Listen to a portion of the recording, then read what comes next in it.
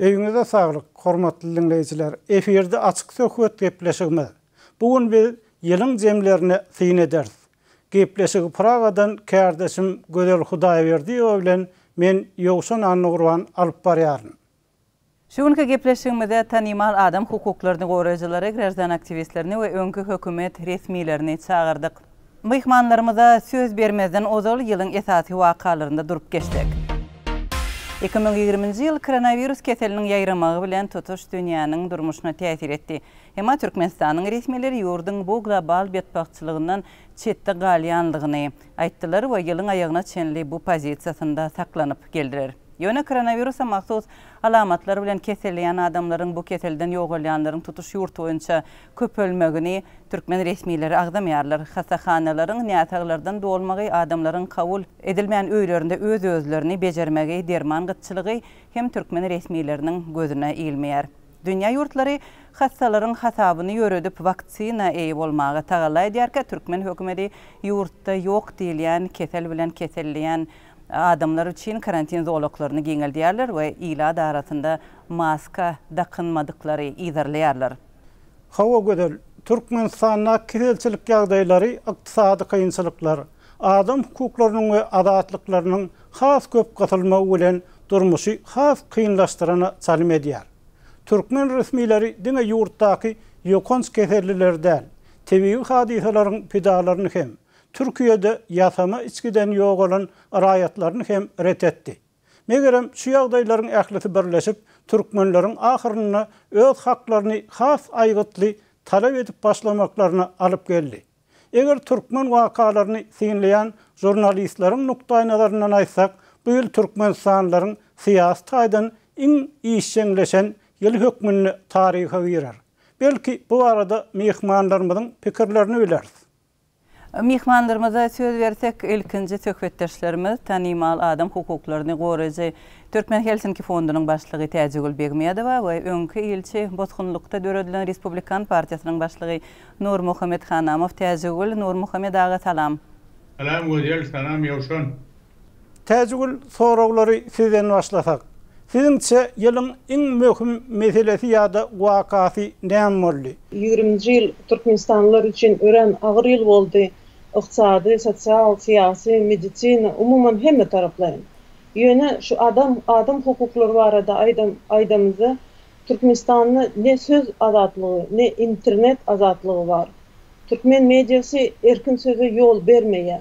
Diňe rejimiň kulturyny wagyz etmek bilen meşgul bolýar. Bilşeýärli serhetsiz reportyorlar guramasynyň metbuat azatlygy indeksinde şu ýyl Türkmenistan ýene-de izaky orunlary eýeledi. Birje mysal, ýaňy 26 ýaşly Nurýeldi Halikow bütün dünýä saglyk guramasynyň Aşgabada gelen toporunyň wekilleriniň suratyny internetden alyp Ýewropadaky bir saýtyna iýeripdir diýip maglumat geldi. Şondan soň ol 4 ýyl azatlykdan mahrum edildi. Şu sanda pikir azatlygy barada aýtsaň, sentyabr aýynda tutsak edilen Balkan awatly aktivist Alaberdi Pygamber geldi. Galplyk aýplamalar esasyna 6 ýyla türmäge basyldy. Tomus aýlarda ýene-de 2 ýaş oglan internet saýtlara giren üçin 15 günlük tutsak edildiler. Söz, piket, hereket azatlygy barada aýtsaň, birşiňiz ýaly şu ýyl Tomus İstanbulda pikete çykan türkmen aktivistleri Türkmen konsulstwasy terrorçylykda aýyplady. 70'den gowrak türkmen aktivistler tutsak edildi. Soň olar elbetde göýberildi, sebebi türk polisleri aýyplaman galpdygyny gördüler. Taganow bolsa 85 günläp deport merkezine saklanıldı. Indi ýene-de bir azatlyklara da aýtsak, ýurtdan girip çykmak azatlygy. Müňlerçe adam bu hukugundan mahrum edilen. Konsulstwaň işgärleri öz işini normal ýagdaýda dolandyrmayan üçin biziň Türkmenistanlylarymız düzü dokumentsiz ýyllap azary galyp ýörler. Türkmen rejimi olary asla eýe bolanak. Ýoksa bu iş kyn däl. Beýleki ýurtlarda bular ýaly meseleler bir sagatyň içinde internet arkaly çözülýär. Təcrübə bağışla sözünü böleyim. Doğrudan şu pasport meselesinde şu yılın doğamında belli bir derecede ütköşüklük kollu. Bu meselede belli bir derecede öňegidişlik kollu pasportların verilip başlananlygy hakynda maglumatlar çykdy. Siz pozitiv ya da oňuň näme gördüňiz? Bu kicik bir misal, Türkmen aktivistler şu yıl has aktif söz pikirini ya da azatlygyny, pikir azatlygyny görkezjek bolup çalışdylar. Bir näçe piketleri gatnaşdylar, bir näçe ýygnaklara özleri gurap, özleri gatnaşdylar. Şular bir buýsanjak misallar.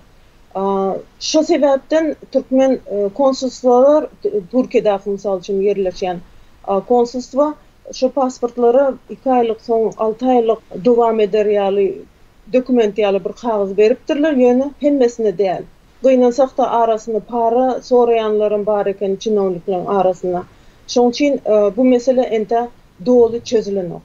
Təcrübeli köp sağ olun. Nurmuhammed Hanamow size sowal. Sizi yılın dowamında iň gynandyran we umytlandyran zatlar nämeler boldy? 2020-nji ýyl hakykatdan bir iň agyr ýyllaryň biri bolup geçip barýar. Ol diňe Türkmenistan üçin näl, ähli dünýä üçin, dünýäň halky üçin. Yani tecrübe maydık geçti. Hakikaten bu koronavirüs bir diyan getirdi. Esasen bizim halkımızdan önkü ağır yağdayı has ağırlaştı. Şu dünya aytiya olurdu nehil keselin yayraşı vardı. Neyse adam yolunu vardı.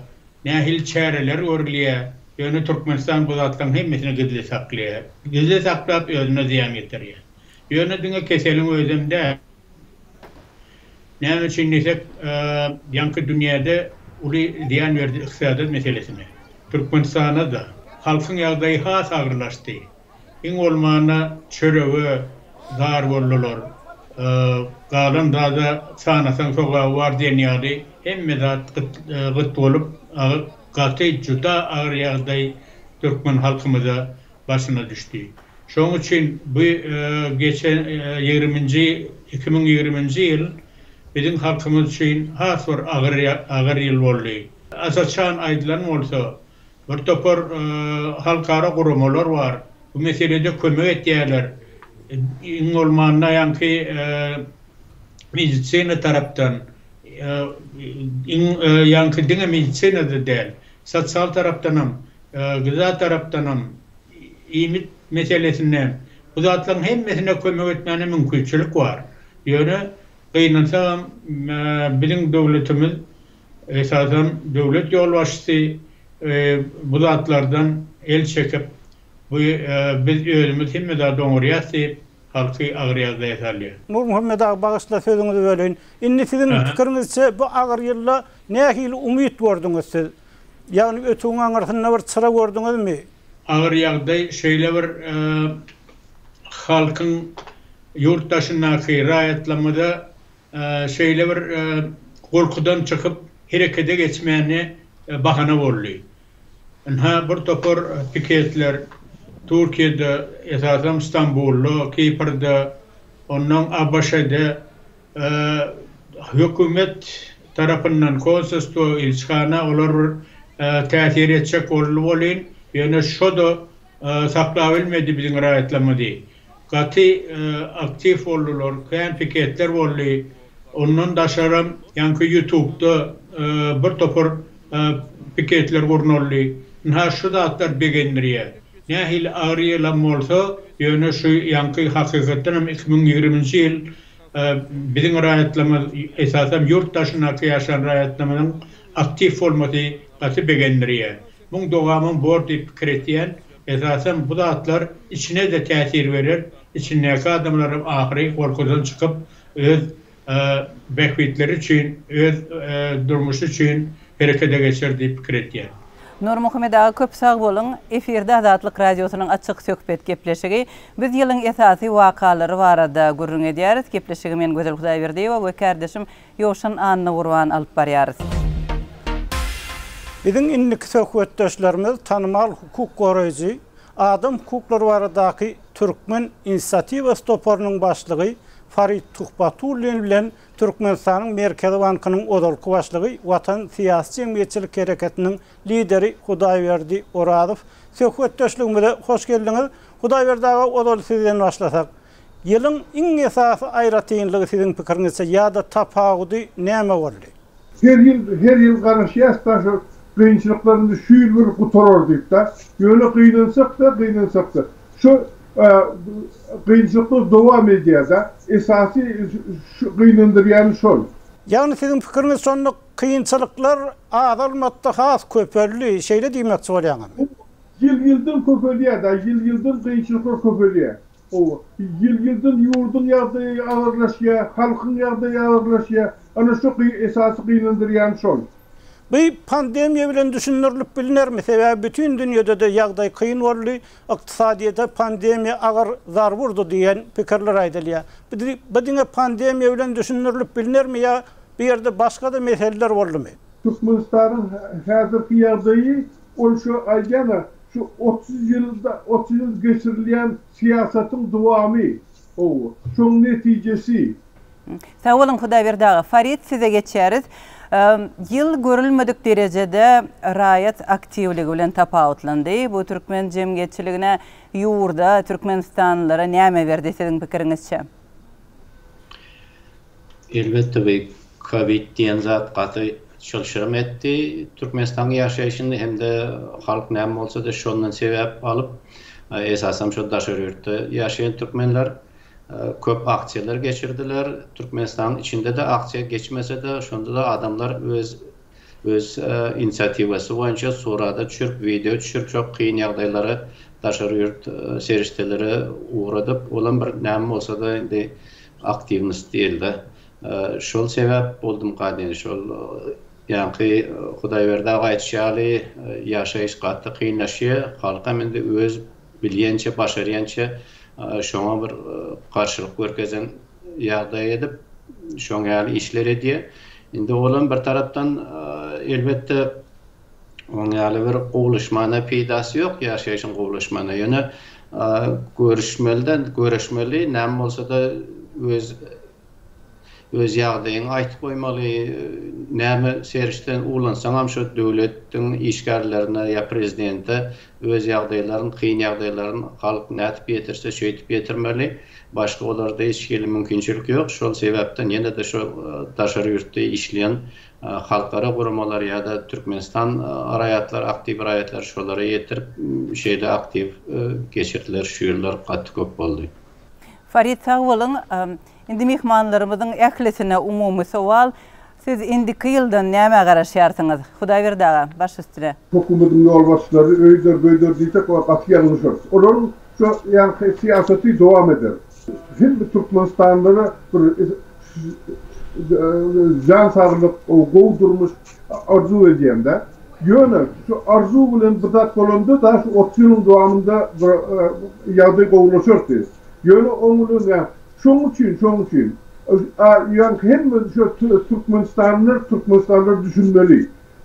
Egerde hukukyny talap etip başlasa, ana şonda şu halka gulaw masalalar şoňa kömek ederler, şu ýagdaýlaryň gowlaş başlar. Çydasa şu ýagdaýda o 21-nji ýylyň o bäki ýyllar ýaly çok kynçylykda geçer.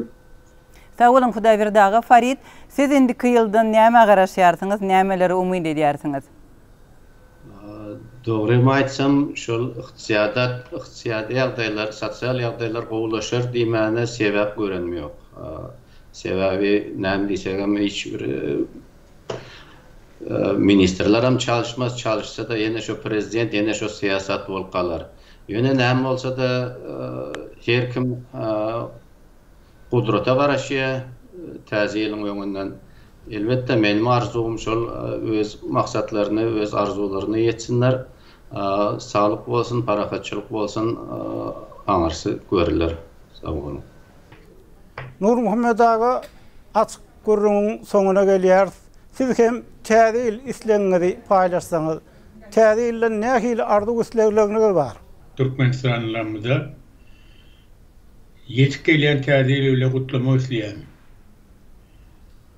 ak yürekten oluru bir sağlık, sosyal meselesine has önkü yıllarına göre boğulaşar yardım ettiyen öz yağdaylarını düzeltmek için esası halkın özü sonu ünsünü vermeli. Birinciden korkudan çıkmalı, ikinciden hem kanun boyunca talep etmeli. Hemen arzum esası var 21. yıl hemmemiz için baktı yıl olsun. Sağ olun Nur Muhammed ağa. Hormatly dinleyijiler, Azatlyk radiosynyň açyk söhbet gepleşiginiň soňky sanyny biz 2020-nji ýylyň esasy wakalaryny gysgaça syn etmäge çalışdyk. Size täze ýylda gowluk arzu edýär. Saglykdy görşeliň. Gepleşigimizi haran bolsaňyz like goýmagy we paýlaşmagy unutmaň.